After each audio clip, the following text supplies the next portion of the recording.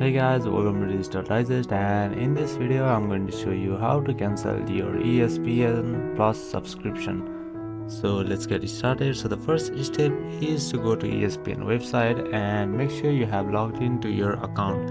So first make sure that you are doing this on your browser, because on the TV you might not get these extra options to keep you on the platform for more amount of time. So once you have established that, head on to the website and log into your account.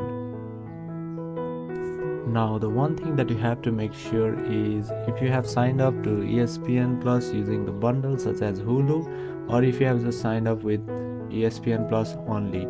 So in this video I'm going to show you how to unsubscribe from this ESPN Plus only. So the first step is to go to your account. On the right hand side you can see your account. Click over there, and here you can see the option for ESPN subscriptions. Click over here, and after you have done that, here you can see manage our subscription option. So click over here and you can see our current subscription option. So now all you have to do is click on cancel subscription, and now here we have the last option. All you have to do is click on cancel now. As you can see, our subscription has been cancelled. So that is how you can cancel your ESPN Plus subscription. Thank you for watching this video, and I will see you on the next one. Also, don't forget to subscribe to our channel for more videos like this.